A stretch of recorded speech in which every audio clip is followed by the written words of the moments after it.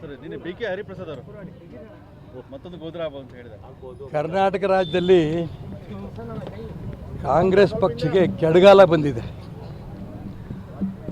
ಅವರು ಕಾಂಗ್ರೆಸ್ ನಾಯಕರುಗಳು ಧರ್ಮದ ವಿರುದ್ಧವಾಗಿ ಬೇಕು ಅಂತ ಮಾತಾಡ್ತಾ ಇದ್ದಾರೋ, ಪ್ರಚಾರಕ್ಕೋಸ್ಕರ ಮಾತಾಡ್ತಾ ಇದ್ದಾರೋ, ಒಟ್ಟಾರೆ ಅನೇಕ ದೇಶದ 17 ರಾಜ್ಯಗಳಲ್ಲಿ ಭಾರತೀಯ ಜನತಾ ಪಾರ್ಟಿ ಅಧಿಕಾರಕ್ಕೆ ಬಂದಿದೆ.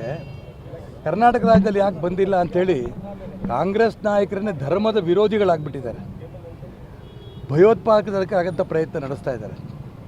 ಹರಿಪ್ರಸಾದ್ ಹೇಳಿಕೆ ಅಂತೂ ಕೂಡ ಇದು ಅರ್ಥಹೀನ. ಇದು ನಾನು ಮಾನ್ಯ ಗೃಹ ಮಂತ್ರಿಗಳು ಹೇಳ್ತೀನಿ, ಭಯೋತ್ಪಾದಕರು ಏನು ಅವರ ಅಭಿಪ್ರಾಯ ವ್ಯಕ್ತಪಡ್ತಾರೆ ಆ ರೀತಿ ವ್ಯಕ್ತಪಡಿಸಿದ್ದಾರೆ.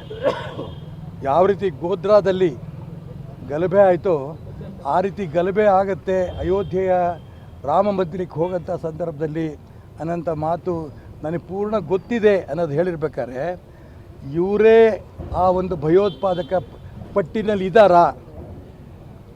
ಆ ಗಲಾಟೆ ಮಾಡೋದಕ್ಕೆ ಪೂರ್ಣ ತಯಾರಿ ಹರಿಪ್ರಸಾದ್ ನೇತೃತ್ವದಲ್ಲಿ ನಡೆದಿದೆಯಾ?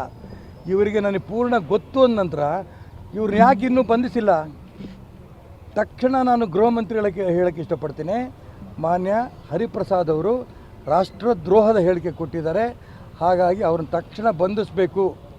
ಅವ್ರು ಯಾವ ಭಯೋತ್ಪಾದಕ ಚಟುವಟಿಕೆ ಸಂಸ್ಥೆ ಜೊತೆಗೆ ಸಂಬಂಧ ಇದೆ ಅದನ್ನು ತನಿಖೆ ಮುಖಾಂತರ ಹೊರಗೆ ತರಬೇಕು. ಇಲ್ಲ ಅಂತಂದರೆ ನಾಳೆ ಏನೇ ಹೆಚ್ಚು ಕಡಿಮೆ ಆದರೂ ಕೂಡ ಕಾಂಗ್ರೆಸ್ ಸರ್ಕಾರ ಕಾರಣ ಆಗುತ್ತೆ.